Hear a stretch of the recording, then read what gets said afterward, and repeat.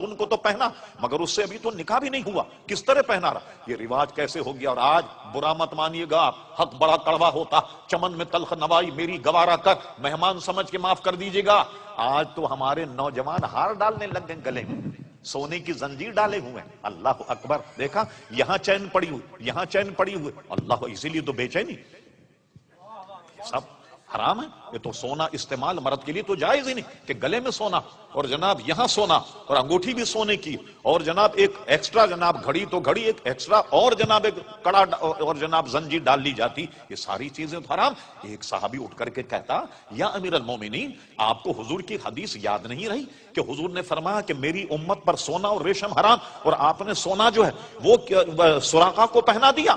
کیوں نہیں بولا کوئی؟ سنیے وجہ کیا ہے۔ وجہ اس کی یہ ہے کہ یہ مسئلہ سب جانتے تھے کہ اللہ کے کارخانے کے میرے آقا ایسے مالک ہیں، ارے جس کو چاہے حرام کر دیں، جس کو چاہے حلال کر دیں۔ وہ حضور علیہ السلام کی زبان، آپ کا دہن، یہ لوگ کہتے ہیں حضور بڑے قانون داں تھے۔ میں کہوں گا قانون داں نہیں، واقعی بہت اچھے قانون دان تھے، مگر قانون ساز ہیں۔ جو دہن سے نکل جائے جملہ رب کریم کا وہی قانون ہے، جو دہن سے جملہ نکل جائے سمجھ لو مرضی مولا وہی، سمجھ لو کہ منشا الہی جو ہے وہی ہے۔ سب جانتے تھے کہ حضور علیہ السلام نے سب کو تو حرام کہا، مگر ان کے لیے جو کہا ہے کہ کسرا کے کنگن پہنو گے، اس حرام سے ان کا استثناء کر دیا۔ دیکھا آپ نے، اسی کو اعلیٰ حضرت امام اہل سنت کہتے ہیں، میں تو مالک ہی کہوں گا کہ ہو مالک کے حبیب، یعنی محبوب و محب میں نہیں میرا تیرا۔ آپ نے انداز لگایا مقام مصطفیٰ۔ چلیے ایک تو یہ مسئلہ تھا سونے کا، اب میں آپ سے پوچھتا ہوں، یہ بتائیے کہ جب حضور نے فرمایا سراقہ تیرے ہاتھ میں سونے کے کنگن پہنائے جائیں گے، مجھے جواب دیجئے اگر ایران فتح نہ ہوتا کنگن کہاں سے آتا؟ قول رسول کا کیا بنتا؟ ایک بات۔ دوسری بات آپ یہ سمجھیے، اگر سراقہ کا انتقال ہو جاتا کس کے کنگن پہنائے جاتے؟ ذرا غور کیجیے، ہاں کس کے کنگن پہنائے جاتے؟ اللہ اللہ! معلوم ہوا کہ حضور نے یہ بھی ضمانت دے دی کہ کسرا فتح ہوگا، اور سراقہ کو کہا تیری موت نہیں آئے گی جب تک کہ تجھے کنگن نہ پہنا دیے جائیں۔ کہیں ایسا نہ ہو کہ تیرا انتقال ہو جائے تو لوگ کہیں گے حضور تو کہہ گئے تھے کہ تیرے ہاتھ میں سونے کے کنگن، اور تیرا انتقال ہو گیا، کسے کنگن پہنائے جائیں؟ قول رسول کی تکذیب ہو جاتی، مگر اللہ اللہ! رب کریم اپنے محبوب کی ہر بات کی لاج رکھتا۔ جب تک کسرا کا فتح نہیں ہوا حضرت سراقہ اس وقت تک زندہ تھے، تاکہ وہ زندہ رہیں، اور ان کو زندگی کی ضمانت دے دی کہ جب تک کسرا کے کنگن نہیں پہنائے جائیں گے تیرا انتقال نہیں ہوگا۔ اور دوسرا یہ کہ کسرا فتح ہوگا، فتح نہ ہوتا تو پھر کیا ہوتا؟ یہ ہے وہ قول رسول کے جناب حکم نافذ ہے تیرا، خامہ تیرا سیف تیری دم میں جو چاہے کرے دور ہے شاہ تیرا۔ اس قسم کی میں کئی حدیثیں بیان کر دوں آپ کے سامنے، ایک حدیث بیان کرے۔ اب ہم آتے ہیں ذرا دیگر بزرگان دین کے واقعات۔ حج کا حکم آیا، دیکھیں میں بڑا اختصار کر رہا ہوں۔ حج کا حکم آتے فرمایا تم پر حج فرض کر دیا گیا۔ کسی نے یہ سوال کر لیا، لوگ عموماً فالتو سوال نہیں کیا کرتے حضور سے، نہ جانے دان سے کیا نکل جائے۔ کہا حضور کیا ہر سال کرنا پڑے گا؟ آپ نے سکوت فرمایا، تھوڑی دیر کے بعد فرمایا سنو، جب تم نے مجھ سے سوال کیا ہر سال، اگر میں ہاں کہہ دیتا ہر سال تمہیں حج کرنا پڑ جاتا، اگر میرے دہن سے نکل جاتا کہ ہاں ہر سال تمہیں حج کرنا پڑتا، اب سنو زندگی میں ایک مرتبہ حج فرض ہے، ایک مرتبہ حج کرنا ہوگا۔ اور اللہ اکبر! تو آپ نے دیکھا قول رسول صلی اللہ علیہ وسلم کی اہمیت۔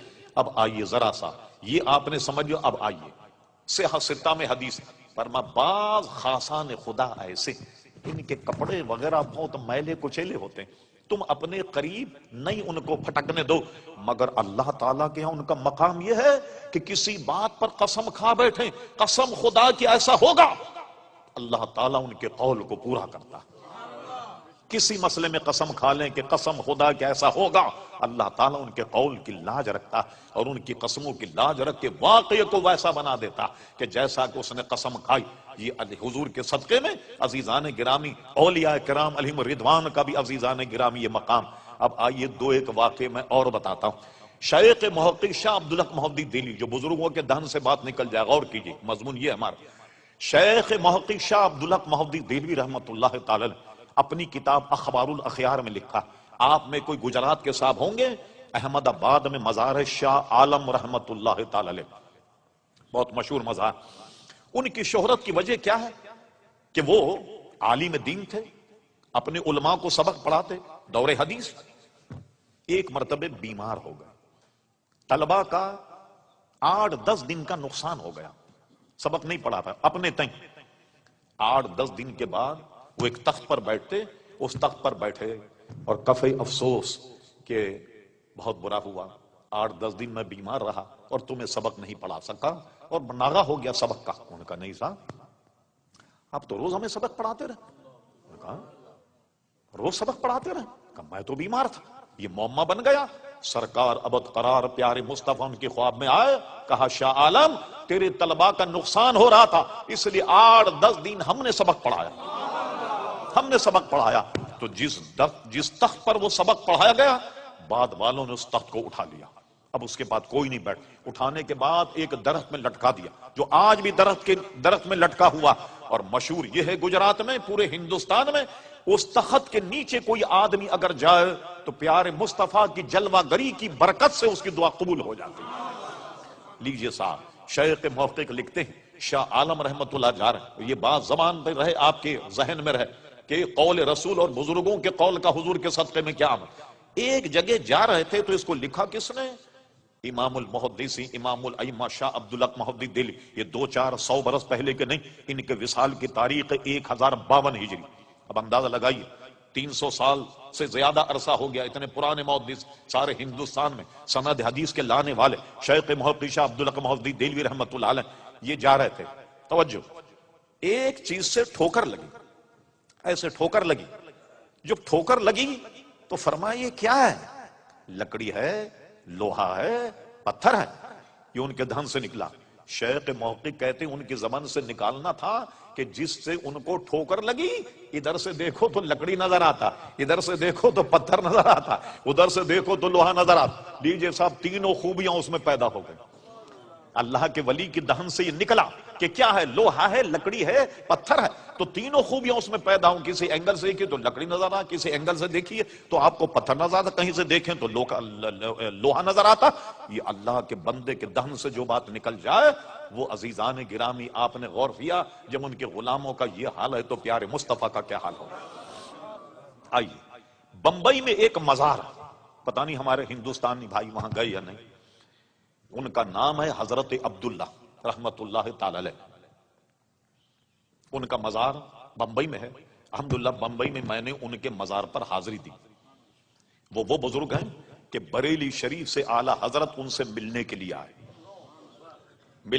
آئے تو میزبانی کے طور پر انہوں نے کہا مولانا بڑی دور سے آئیں گے، کیا پیئیں گے؟ کافی پیئیں گے، سوڈا پیئیں گے، چائے پیئیں گے؟ اعلی حضرت نے کہا حضور یہ تینوں باتیں آپ کے دہن سے نکلی تو تینوں ہی پلا دیں، جب آپ کے منہ سے نکلی ہے تو تینوں پلا دیں۔ اچھا، وہ بھی ایسے انٹرنیشنل بزرگ تھے، انہوں نے کیا کیا؟ کافی بنائی، چائے بنائی، سوڈا، تینوں کو ملا کر کے کپ میں دیا۔ کیونکہ کہا نا بھئی سوڈا، کافی اور چائے تینوں کو ملا کر کے کپ میں دے دیا، اور اعلیٰ حضرت نے بڑی عقیدت سے اس کو پی لیا۔ آپ سن کر حیران ہوں گے، آج بھی ان کے مزار پر لنگر یہی چلتا ہے، چائے، کافی اور جناب سوڈا، یہ تینوں کو پلا کر کے گلاس میں دے کر گلاس میں دیا جاتا ہے کہ اعلیٰ حضرت نے یہ کہا، لہذا جتنے زائرین مزار پر آنے والے وہ گویا یہی پئیں، سوڈا، کافی اور جناب چائے ملا کر کے چھوٹے چھوٹے کپوں میں یہ دی جاتی۔ تو آپ نے دیکھا جو بزرگوں کے دہن سے نکل جائے، اللہ اکبر، اللہ تبارک و تعالی اس میں کیسی برکت اور کیسا ایک دوسرے کا قدر کیا جاتا۔ اب آئیے، وقت کافی ہو چکا، ایک واقعہ اور سنا کر کچھ مختصر گفتگو، وہ یہ ہے کہ ایک اعلیٰ حضرت کے زمانے میں نواب تھے، ان کا نام تھا نواب امجد علی۔ وہ شکار کو گئے اور ہرن پر نشانہ باندھ کر جب گولی چلائی، جانے نشانہ خطا ہو گیا، کیا ہوا؟ گولی کسی اور کے لگ گئی اور آدمی مر گیا۔ لیجئے صاحب، مقدمہ چلا، آدمی کا انتقال ہو گیا، مقدمے میں برطانوی کوٹ اور کچہری تھی، ان کو سزائے موت سنا دی گئی، سزائے موت سنا دی، فلاں وقت فلاں دن اتنے وقت پر ان کو سزائے موت دی جائے گی۔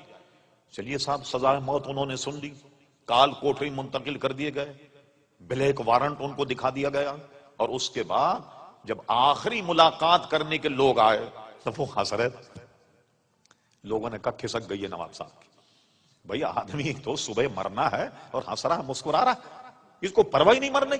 تو انہوں نے کہا کیا مسئلہ کیا ہے؟ ارے کہنے لگے مجھے تو ان کا باپ بھی پھانسی نہیں دے سکتا, تم بے فکر ہو, صبح میں آؤں گا ناشتہ کروں گا گھر آ. لوگ یہی سمجھے کہ کھسک گئی ہے نواب صاحب, مرنے والے بھائی انگریز برطانوی راج ہے, کسی کی سفارش نہیں کچھ نہیں, اور صبح ان کو پھانسی ہونے والی. مگر وہ بالکل اطمینان, چہرے پہ ان کے کوئی جھرری نہیں, کوئی جناب پریشانی کا عالم نہیں, اور کہہ رہے ہیں کہ تم صبح انتظام کرنا, میں ناشتہ گھر آ کر کے کروں گا. کسی کی بات سمجھ میں نہیں آئی. لیجئے جناب, آئی گئی رات گزر گئی, صبح جب ہوئی تو لوگ ان کی میت لینے کے لیے آئے.